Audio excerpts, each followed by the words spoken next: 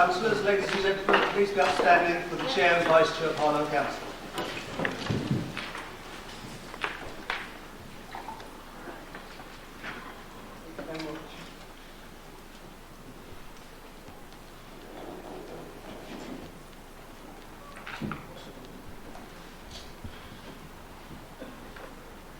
Good evening, everybody.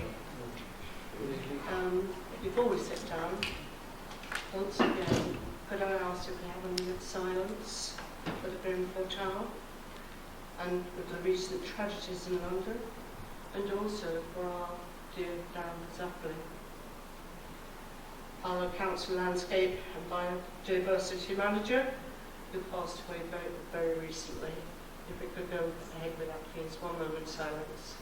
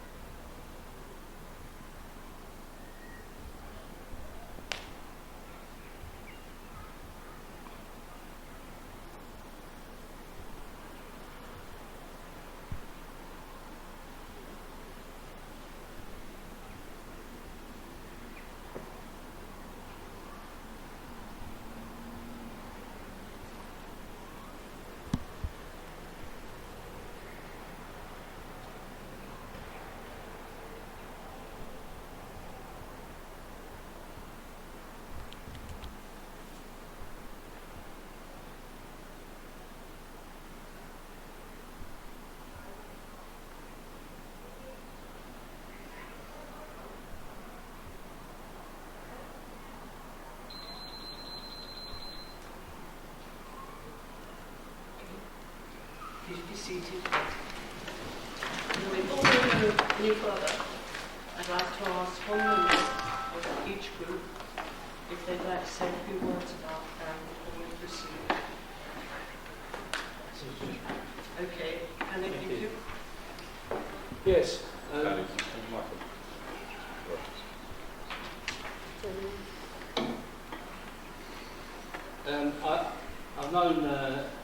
I knew Darren for decades, so we used to work with him years ago. And you can honestly say Darren is a person who everybody knew and everybody liked. At the recent Environment Service Improvement Team meeting, all the local stakeholders in turn all expressed their regrets at Darren's passing. It was interesting that they all started off their comments by saying, I didn't always agree with Darren, but, and that was Darren's way. He was very determined in pressing his case for biodiversity, and quite often people, especially years ago, didn't understand what he was talking about, but over the years we've all come to understand, and it's because of people like Darren that our understanding has grown. He obviously, as been noted at these meetings over the years, has won many prizes for his work through the council, but I would particularly like to mention his personal attributes, which was that although you might have disagreed with Darren, you couldn't help but like him, and he was always very cheerful. So I would like to pay my appreciation to Darren as a nice person, and the sort of person you should have more of in this world. Yeah. Thank you.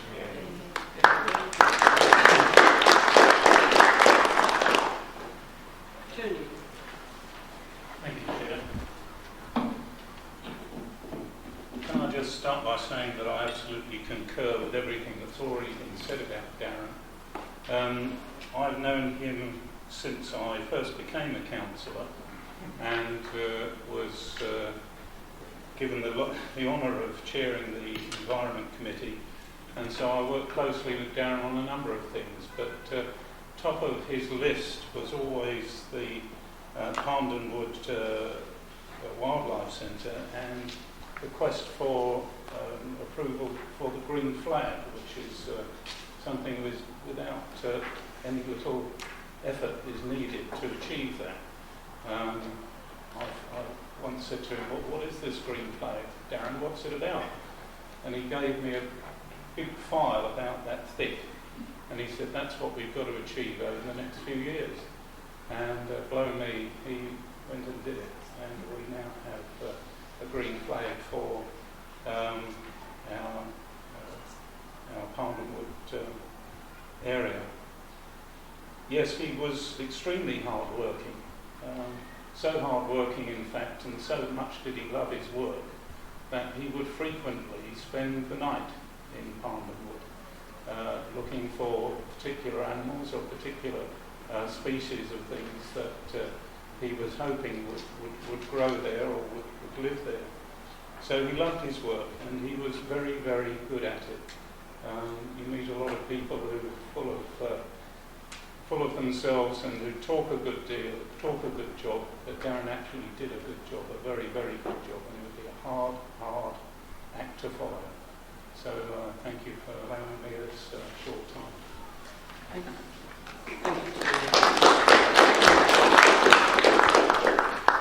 Now we'll move on. Apologies for absence, please. Clerk. Thank you, Chair. Councillor Andrew Johnson, Councillor Shelley Johnson, Councillor Mike Guy, Councillor Rick Churchill. Thank you. Just one for us, Councillor Emerson. Thank you very much indeed. Declarations of interest. Councillor's declaration in relation to any item on the agenda, please. Chair, I declare a question of interest in item 9 and non-debate. Thank you. Item 3, the minutes, to agree the minutes on the meeting held on the 25th of May. Agree? Agree. Can I accept these as correct record? Yeah? Thank you.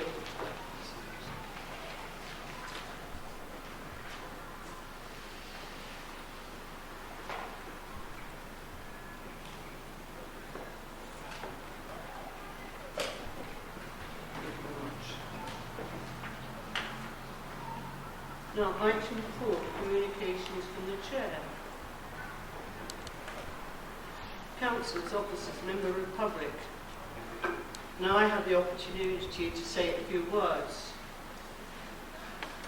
I've been to a number of functions since being made Chair, but I do not propose to read them all out, because I'm sure it would all bore you to tears. I will highlight a few in the town that gave me so much pleasure, and apart from the Jack Petty Awards, which I have to say are always well received and a great occasion, the other 3 all had main reference to Harlow's 70th birthday. The first one of these I attended was the Harlow Primary Music Festival. This was put on for the 70th. It was in 2 parts. I went to the first part at Markville School. 9 schools took part. It was wonderful. So much talent, so many young people. And Maggie, our vice chair, went to the second half in the town park. And I know she felt the same thing. We then went to Harlow College for the student celebration at Glass Box Theatre. Plenty of music and entertainment, plus excellent awards. Then came our own Town Centre Awards. This is the first time we have had these, and boy oh boy, what a roaring success. So many people attended with so much drive and enthusiasm. It was a very good evening and so well thought out. Going on to what comes next, a big celebration for Harlow's 70th birthday. Our carnival on the 23rd of July. We have not had one of these in years, and I know how much work has been put into getting this organised. On the day, we have 11 dignitaries from surrounding authorities to come and support us. So please, please come along and support our town in its 70th year and support our residents. They need to see their councillors out there. We then have my civic service on the 10th of September, of which I hope again to have your support. Also on the 25th of September, I will be holding a charity golf day at Canonsbrook Golf Club. I really do hope that some of, or all of you, will be able to attend and support these events. I'd just like to take the opportunity to remind you of my charities, Young Carers and St Clair's Hospice. Having met with the young carers, I'd love to be able to help them.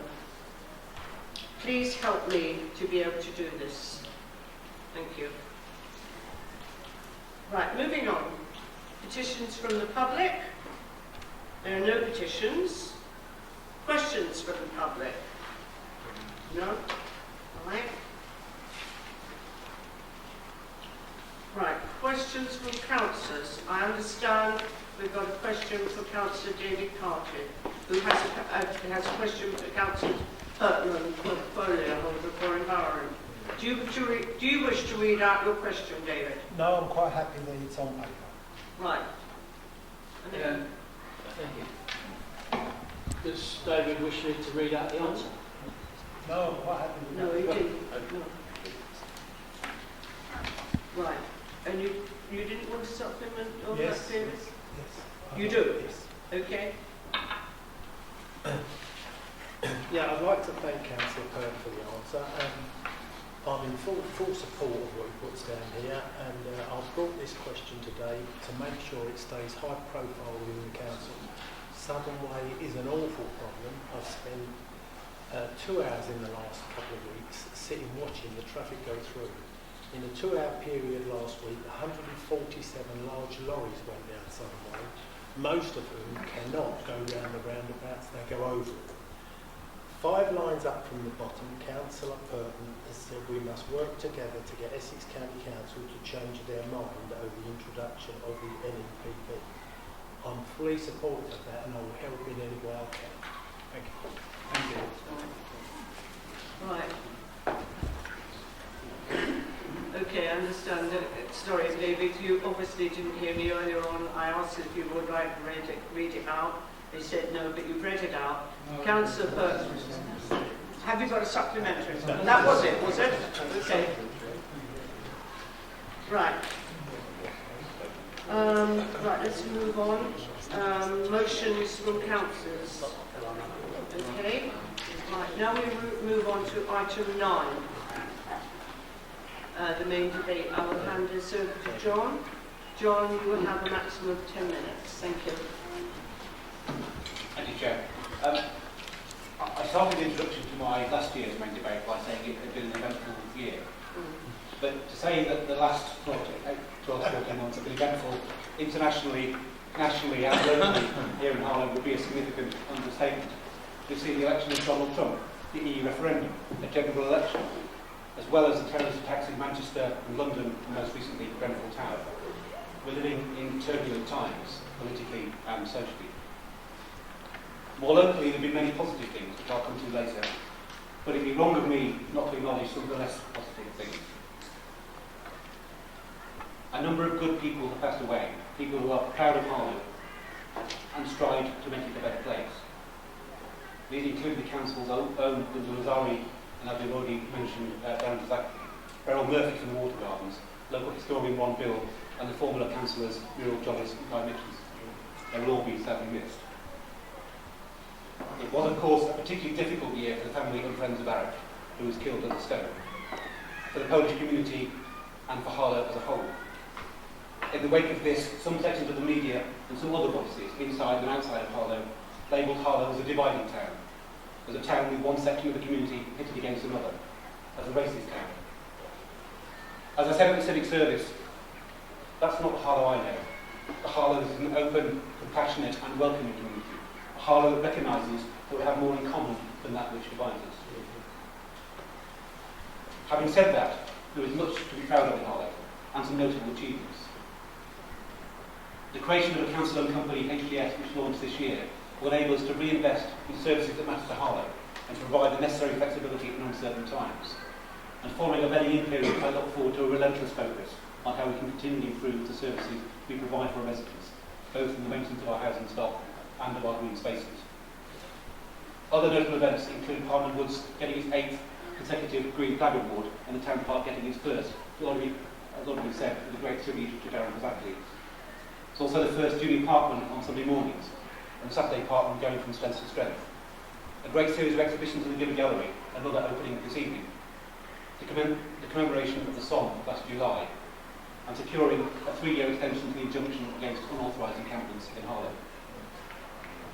We also had royal visits, both of the fictional kind, with the filming of the Netflix drama The Crown to be aired this year, and of the real kind, with the visit of the Duke and Duchess of Cambridge to Stuarts.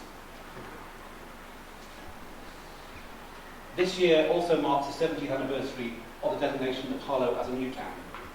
The Council has been supporting many community-led events celebrating its rich history and the great community spirit, and has extensive coverage in the regional media.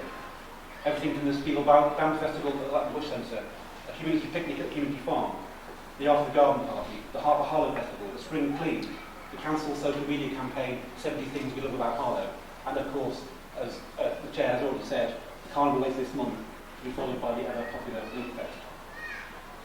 But it's also about looking forward to a bright future over the next 70 years. The location of Public Health England's National Science Hub in Harlow, which will bring 2,700 jobs and many other benefits, reached another important milestone with the purchase of the GSK site announced last week. And we expect to see a planning application for the additional building on that site later this year. The enterprise zone continues to make great progress, with the excellent facilities at Cahill Park already 75% occupied, the data campus being fully funded and the first building due to complete at the end of this year. Anglia Ruskin University is committed to locating their Medtech Innovation Centre on the London Road South Science Park, one of its first tenants, and the Council is investing significantly in further development of the enterprise zone, which will provide much needed jobs, as well as providing a source of income independent of central government. And we are targeting the start of construction of the first 2 buildings at the end of this year. Harlow has also been granted Garden Town status for their Forest and East Hearts, which, in the words of a government minister, will put us at the front of the queue for infrastructure investment. There have been many other pieces of the jigsaw starting to fall into place. Construction got underway on the regeneration of the Briars, Cotswold Close and Ellis Field development. Plans for Prentice Place are moving forward. A new cinema opened in the Harvey Centre. Funding for Junction 7A was secured. The opening of the Spurrier's Cafe in the town park, and the new rugby club having its launch tomorrow. The regeneration of Harlow is starting to gather pace. There is still much to do, however, in securing investment in the new hospital, the wider infrastructure improvements, regeneration of our town centre, and securing necessary housing and community facilities for Harlow people. Against a backdrop of continuing government cuts and uncertainty on the funding of local government, and in particular what could happen with retention of local business rates, Council continues to stand up for Harlow, protect services and make sure they are sustainable into the future, not just in the short term. We will continue to focus on driving down costs, but also investing in the future. Over the coming year, we'll bring forward plans to tackle antisocial behaviour, secure much-loved services such as Pets Corner, the Playhouse and the paddling pools, as well as exploring options for building new council homes, improving the maintenance of Harlow's many green spaces, promoting our rich and artistic cultural heritage, and putting Harlow residents and businesses at the heart of all that we do. In summary, Chair, many of the pieces of the jigsaw are starting to fit into place. And while I understand there will be much debate about individual elements, the particular location of some housing or road improvements, I would urge everyone to look at the bigger picture and look forward to a bright future for all of Harlow. The Council is committed to doing all it can to make a positive and visible difference, to make the best of the great potential of Harlow, working hard to secure the investment we need and to ensure that Harlow continues to be a great place fit for the next 70 years. With leadership and determination, I know that together, in common endeavour, we can make this happen. Thank you, Chair.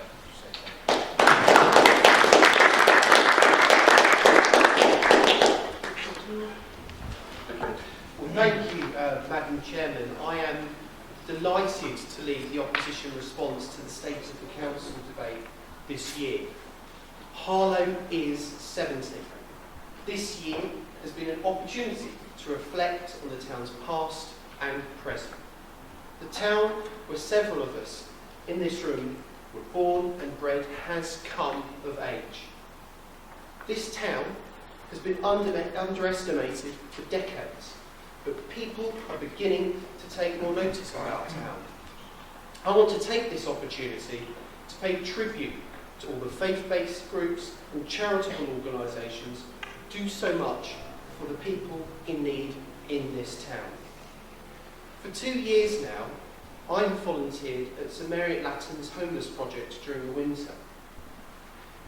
My understanding of homelessness has been turned on its head through talking to individuals staying the night and offering them friendship. The complexities of homelessness in our town are wide-ranging, but what is common amongst all the individuals is that society hasn't extended the hand of kindness as much as it should. That must change. Harlow's churches and charities like Streets to Homes do this day in, day out. They are an example to all of us. Our community spirit has endured the test of time and should be in our thoughts as we celebrate the town's 70th. I very much look forward, like all councillors, to the carnival procession. Harlow is becoming an important centre for British innovation. Harlow's enterprise zone is an example of where Harlow is leading the way. The development of the data centre attracts a range of opportunities, just like in 1966 when fibre optic communications were invented on the same site, which paved the way for modern technology like broadband internet. Kao Park and the enterprise zone, I'm sure, will lead the way in modern technological advances. I also want to welcome the Public Health England announcement that has brought in £400 million worth of investment to create a world-leading home for public health science. This was achieved by the brilliant negotiating skills of our Chief Executive, the support of our local Member of Parliament, Essex County Council and the Government. Town centre regeneration is important too, and the Council has recently set out more clarity on its vision. But whilst it is important Market Square is invested in and that we ensure facilities are there to attract more people to shop in the town centre, this latest makeover plan is not ambitious enough. Residents want Harlow Council to push forward with their plans to regenerate the town centre that will leave a lasting positive impact and deliver attractive new facilities for everyone to enjoy. There should be more emphasis on the delivery of the bigger picture, investing in better infrastructure across the town centre to attract a better variety of retail and leisure opportunities. Turning to wider community issues, I want to address crime in Harlow. We've all been concerned about the number of violent incidents in the town recently. But if you look at local crime statistics, the number of reported offences is stable. Yes, it is important not to shy away from tackling these issues, but I maintain the view that Harlow is a safe place to live. I'm sure also that people were horrified by the scenes at Grenfell Tower. I want to praise the work of our own housing department for its years of proactive work that's helped make our tower blocks safe. My colleague Councillor Simon Carter will address this in his speech in more detail. Whilst I stay on more positive ground, I also want to welcome the renewed court injunction that allows for travellers to be moved from unauthorised sites by 2020. This will not have been achieved without the help of our local MP, Essex County Council and the Police and Crime Commissioner for Essex. By working in partnership, we can overcome some of the key challenges in our community. Sadly, the actions of this administration to tackle the big issues facing Harlow should be viewed with closer scrutiny. It is clear that the political leadership of this council is failing Harlow in several key strategic areas. The performance of the administration to negotiate the local plan with other political leaders in our strategic housing area is pretty woeful. What makes matters worse is that there will be no full consultation with Harlow residents over where housing should go. Our neighbouring district councils have nothing to hide and have opened up their plans for full consultation. At Cabinet a few weeks ago, we were presented with the policies that would be applied to new development, but 100 pages of the local plan that would spell out the administration's intentions for development were missing. They clearly have something to hide. We oppose any development to the south and west, with plans to build thousands of homes to the northeast, the back of Old Harlow and Churchgate Street. Will the portfolio holder for environment confirm tonight that if the number of housing projections change and there is the potential for pressure to build more homes in Harlow, that he will consent to consulting residents more widely? Housing and town landscaping are important issues for residents across the board. And I have to say that I was a sceptic of the HTS group and the tight deadline for it to take over landscaping and housing maintenance in Harlow. The executives and the officers at Harlow Council did handle the transition professionally. The issue now is the ongoing delivery and the lack of strategic focus the Council has to hold HTS to account and to act forcefully as a shareholder to ensure standards are maintained. At the last HTS shareholder subcommittee, there was a lot to be left to design because the Council had not set out appropriate expectations. Miscommunication will affect the delivery of this if it's not resolved quickly. Taking all this into consideration, what would a future Conservative administration do differently? We would fight for a local plan fit for Harlow's future with a clear strategy. Conservatives would focus development to the north of Harlow, enter into robust negotiations with neighbouring councils to get the best deal for our town. This means no development to the south, west and northeast of Harlow. Residents would also have their say on developments in a full consultation. The administration has commenced procurement of the domestic waste contract post-June 2018 when the current extension ends. We want to maintain weekly collections, so we'll be following the procurement process with interest. It is important to work with the third sector on much-loved services in the future and maintain the principle of long-term planning for the sustainability of services like Pets Corner and the Playhouse. We would also ensure stability. The appointment of the managing director of this council has stalled. The position needs to be filled by October. This administration must now set out a revised timetable for an urgent appointment immediately. We also will be working hard to ensure the closure of Old London Road doesn't go ahead. 2,000 people have joined the campaign group in the space of a week. All our efforts will be on opposing the signing of the traffic regulation order. Councillor Ian Rudley must listen to the overwhelming majority who oppose the plan. Splitting Old Harlow in two is not the answer. Harlow needs an administration that is able to take the right strategic decisions for this town, deliver prudent management of the council's finances, and deliver a long-term sustainable plan for key community services. It is only with the Conservatives that a plan for Harlow's prosperity can be found. Thank you, Chair.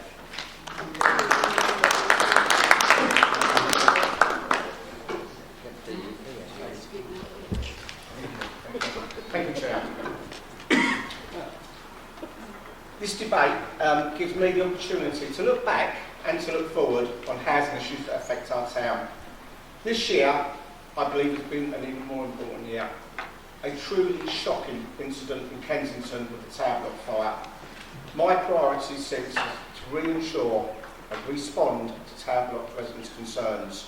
All council tower blocks are inherently safe, and we have taken the opportunity to review our fire risk assessments and fire safety plans with Essex Fire and Rescue Service. This is ongoing, and we will listen very carefully to what comes out of the public inquiry and any recommendation.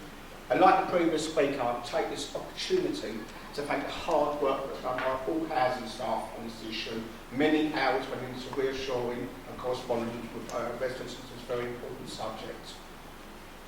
The landscape for housing has changed and will change more. The controversial Housing and Planning Act 2016 brought in significant changes to the provision and management of affordable housing in England. changes to secure tenancies, the sale of high value voids to pay for housing association right to buy, together with the centrally setting of local rents, all provide an environment of uncertainty which makes housing planning very difficult. I and my Housing Standards Board colleagues are assessing the impact, implications and opportunities that arise from this game-changing legislation, which is still out there, as well as the new housing white paper, which seems to have disappeared. Some of the potential housing game changes are the sale of how value council homes, social housing regulation, voluntary right to buy, starter homes, high income social tenants pay to stay, redefinition of secure tenancies. This administration still has housing as a top priority, including tackling housing need in all forms, with more houses available in Harlow, with a wider choice of housing types that are generally affordable, helping to improve the choices for those in housing need and targeting the reduced resources to improve housing conditions. There are going to be less resources in place to tackle the priorities, but the Labour administration wants to ensure that we address this appropriately. We need to signpost our priorities for the coming year.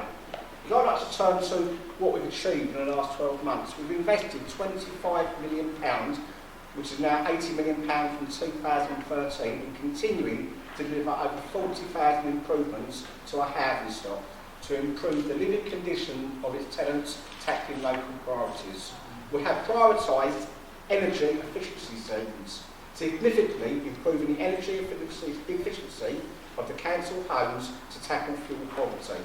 We've completed phase 1 of the major estate regeneration programme at the Briars, Cotshill Close and Aylesfield.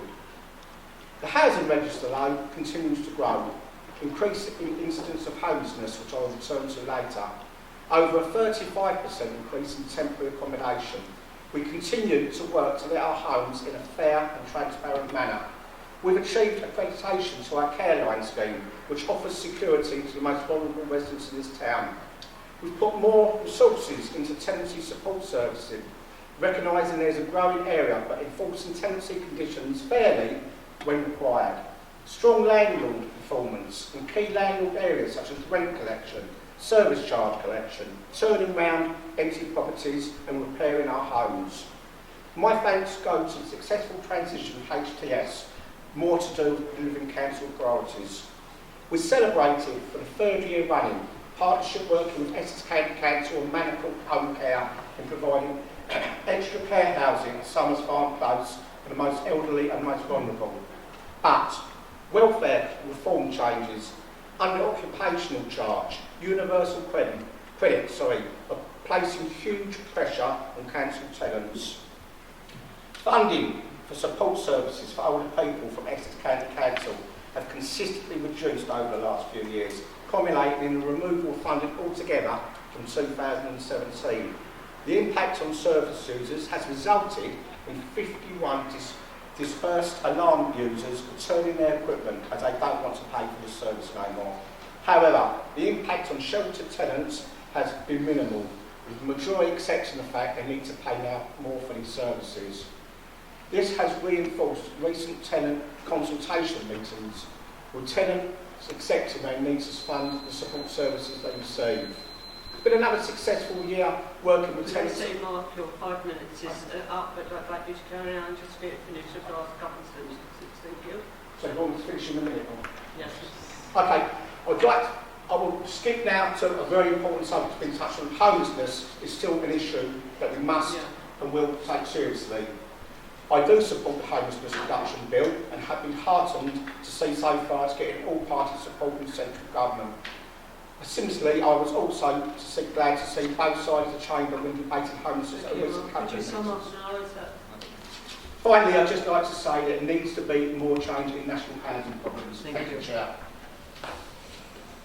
Councillor Durkin, please. Thank you, Madam Chairman. And first of all, can I thank all councillors that have been involved in regeneration and enterprise over the last 12 months. I'd like to say that to our UKIP councillors, but I notice there is a huge space where our two colleagues are not there at the present time. I noticed the comments from the acting leader of the Conservatives around big issues, and I don't know where he's looking, but let's just remind ourselves, and this debate allows us every year to actually reflect on what we have achieved. Big issues, the rugby club. A first-line state-of-the-art facility that's going to enhance the community through sport, activity and recreation. Priority estates, bringing real different opportunities for housing growth in the town. Town centre, and I also echo the comments made about the sad death of Darren, who was a key player in the design and the construction of the town park. But look what we have done around social infrastructure, health and activity. These are the big issues that affect our community. Let's look at the enterprise though, and let's look at employment and training. Isn't that a big issue for people to have aspiration about careers? Let's look, and I know Eddie Johnson here, both of us are governors at Harlow College, look at the fantastic engineering centre that has just been opened. And again, it's giving wider access and wider opportunities for people of Harlow. Isn't that a big issue? We can also see the development of Lister House becoming a health and social hub. Again, isn't that a big issue about supporting our local communities around health and social care? We're also developing, finally, Prentice Place, which is actually providing regeneration, rejuvenation of local communities that is based in a local centre. For their people there, that is the big issue. We are also working with communities, and the leader talked about the issues around the Stowe, but we can also talk about issues, and I know the hard-working councillors of Bush Fair, around what we need to be doing and supporting those local communities and local shops, which brings local employment, which brings local access and community engagement. We can also look at the town centre, and I don't disagree. The difficulty is the town centre still is the big one that we still need to tackle. But let's not take away the stuff that we have achieved and the stuff that we want to achieve, which is going to bring growth and opportunity and increase in footfall to enable the shops and the market to actually feel that there is a real opportunity for those particular areas. And let's not dismiss the activities that we're doing on Broadwalk and what we're doing in the Old Market Square, because these are free activities. This is stopping people having to come and sit and buy a coffee, and they can actually sit and enjoy the art and culture and the leisure and pleasure that Harlow Town Centre can bring. Surely that is a big issue. I do agree we have a lot more to achieve. I know Councillor Carter is absolutely right, banging on my door about broadband. And even though we are going to bring that into the town centre, we do know it is not a good in different areas, and we are working hard to try to achieve those.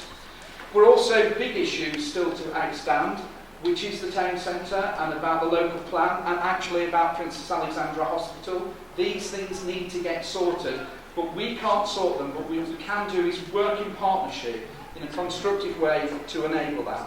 We've got the pipeline projects looking at the hatches and garage spaces, which will bring growth to Harlow. We also know that there's a lot of housing growth already taking place.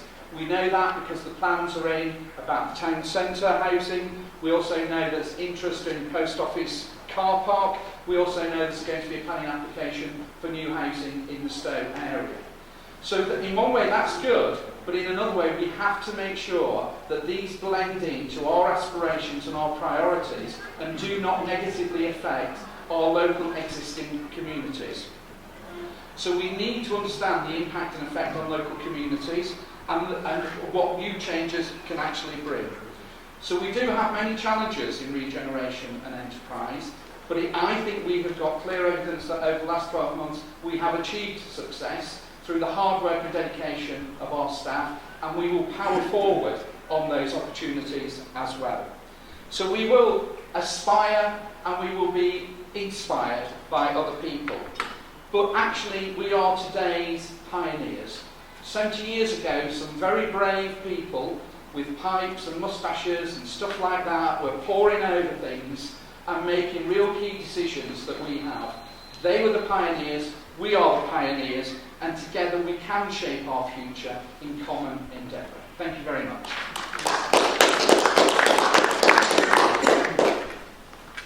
Councillor Simon, please. Thank you, Madam Chairman. As has already been alluded to by a number of speakers, we were all shocked and horrified at the event of a month ago, the devastation of Grenfell Tower. How could such a tragedy have occurred? We still await an answer to that and many other questions, but it does appear there were a series of issues which horrifically came together. And as we start this meeting, our thoughts are with the families and friends of those who perished in the fire. This council, as a landlord with 14 high-rise blocks, we and our tenants and residents must be reassured that they are as safe as possible. Since, as we've already heard from Councillor Wilkinson, since the fire, the council has worked closely with the fire and rescue authorities to check again on the risks associated with high-rise blocks and hand-delivered letters to every occupier on the issue. Indeed, one aspect of our good practice was mentioned on the BBC programme. I wrote to the head of housing the day after the fire, raising a number of points, and I commend him and his staff for their prompt reaction to the plethora of advice coming from the government. However, this was not an instant knee-jerk reaction to a crisis which had arisen, but the culmination of several years' work in checking the safety of tower blocks. This work began following the recommendations of an inquiry into an earlier fatal fire in a block in Southwark, Wackenhall House. Our tenants panels called for a review of safety and monitored safety work programmes, including effective self-closing fire doors, emergency lighting, clear landings and contrast edges to steps. Tenants and councils are now invited to check blocks of flats on a half-yearly basis as part of these safe inspections. This is in addition to the weekly and monthly checks carried out by housing and fire service officers. Madam Chairman, it is the role of the opposition to oppose and challenge the administration. It's also right to commend work where it is done effectively, particularly where it concerns the safety of our residents and tenants. Moving forward, as Councillor Wilkinson has already covered, the Housing Department will see the introduction of the Homeless Reduction Act. It's no longer a bill, by the way. Later this year. This legislation will place greater demands on councils to intervene earlier to prevent people becoming homeless in the first place. Homeless prevention will not be a new duty. The council has been working closely with and supporting its third sector partners, such as Streets for Homes, with great success. The council is probably in a better place to take on this new legislation than many other councils where there are not such highly effective charities already in existence. I will propose that the Council engage with the National Practitioner Support Service, which has, over the past few years, worked with the government and local authorities to provide training and exchange good practice in dealing with homelessness. Adopting these new responsibilities will place additional strain on housing staff, and I'm sure they will welcome any additional support.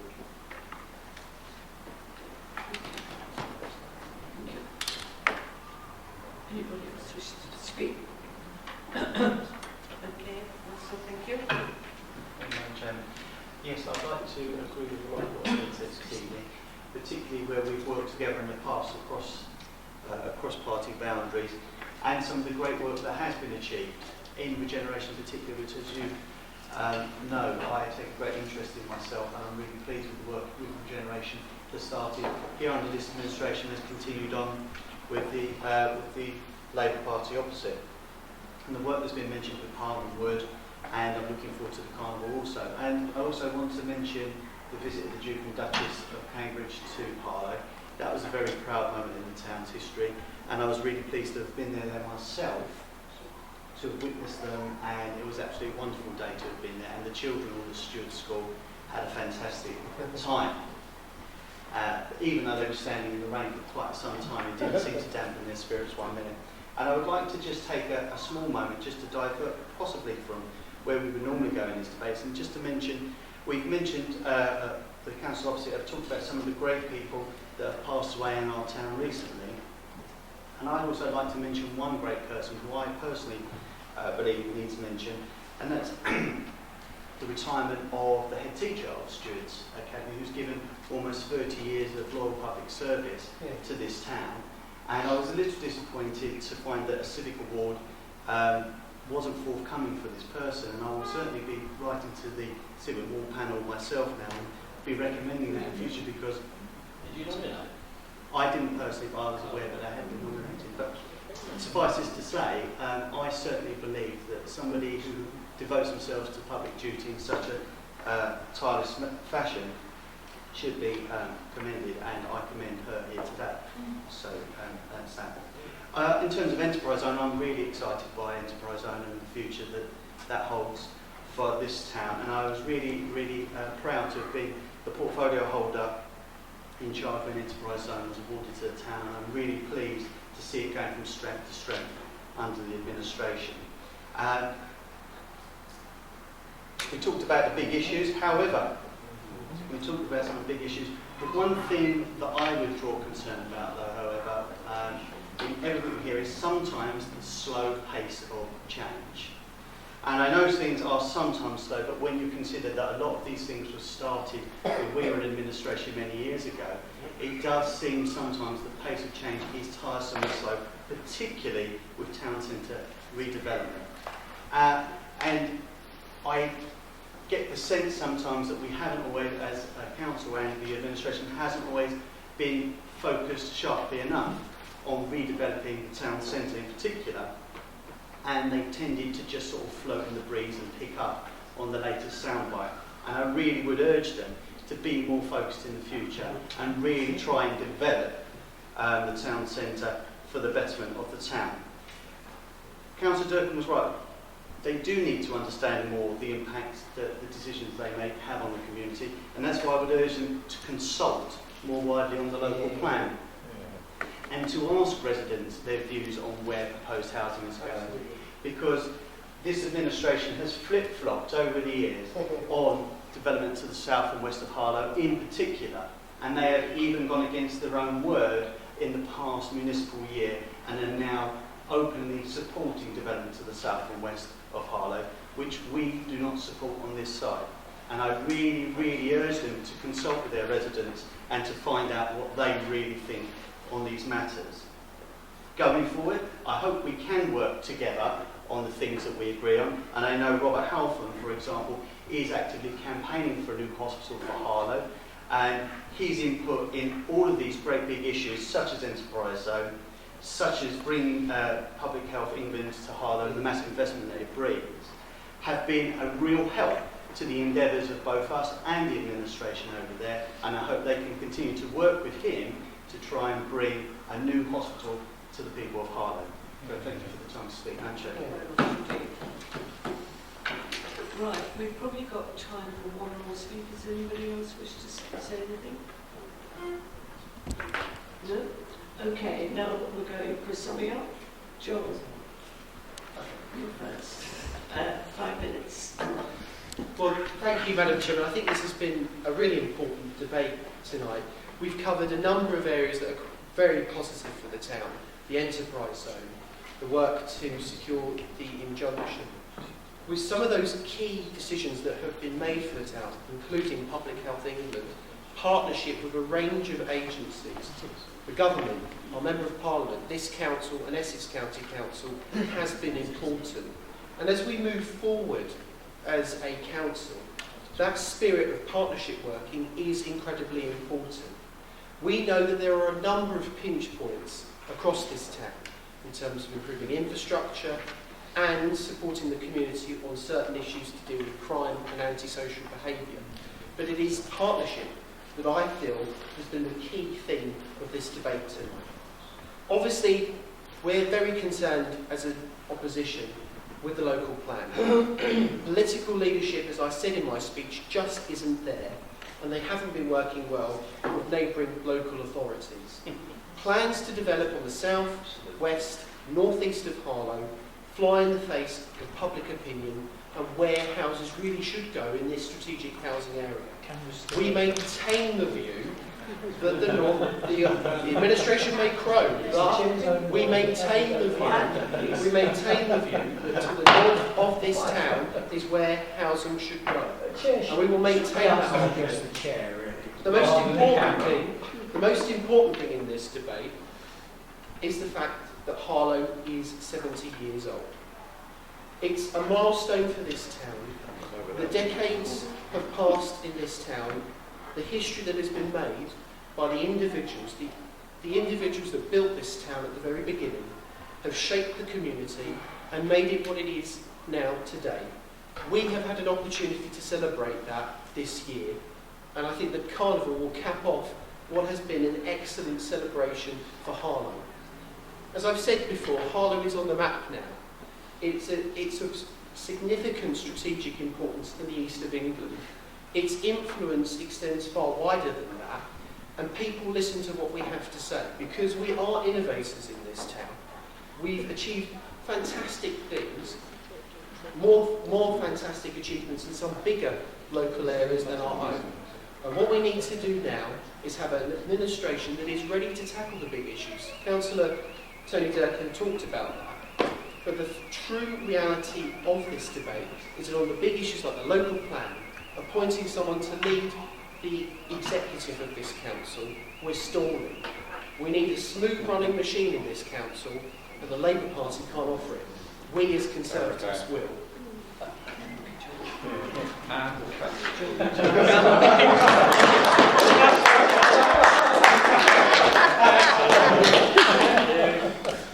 ready to make all something to the meal.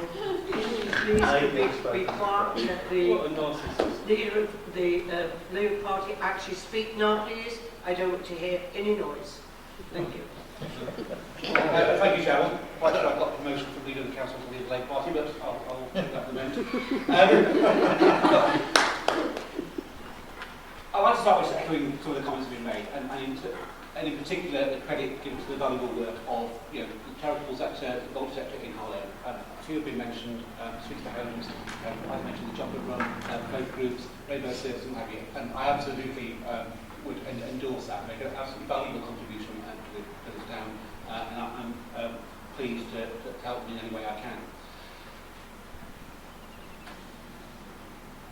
I'm going to quietly skate over the shameless attempt to try and credit our MP with anything whatsoever to do with the injunction. It was the result of a significant amount of hard work by council officers. And quite frankly, the sort of partnership working with Essex County Council, who I have to say were a little reluctant to engage executive-wise, and I have to have quite stern words with the then chief executive and leader of the council. But the reason I can have those conversations is because I do have a good working relationship with all our partners around Harlow. You mentioned the local plan about being just not strong enough, that we should just tell them, as the leader of the opposition party has said, to just build another 10,000 houses. It seems to be taking a leaf out of Theresa May's Brexit negotiation report. You can just demand something and it happens. But actually, where you get results is to have those frank conversations. Conversations like I had with both the leader and chief executive of East Herts Council last week when I was at the Local Government Association conference. Those continual dialogues to get the right result for Harlow. And I will continue to develop those relationships where we can have frank exchange of views with partners, whatever their political persuasion, and get the right result for Harlow. I also want to pick up briefly this comment about delivery of a proven plan and a long-term plan for sustainable services, particularly things that were mentioned around the playhouse and what have you. This is precisely what this administration does. It doesn't take short-term decisions just designed to have a headline and political leaflet. It takes decisions that are sustainable, for the long-term future, that look after the interests of Harlow. Some of those decisions might be popular in pockets of areas or at a particular time. But we'll always make decisions that are in the interest of Harlow's future. And I'll just close there. That the important thing about now, yes, is to celebrate our rich heritage and culture, but it is looking forward. To look at the big picture, to not look at each little piece of the jigsaw and say, I don't like that little piece, I'm going to throw it away. But to make sure that all those pieces fit together with partnership working for a bright future for Harlow. Thank you, Chair.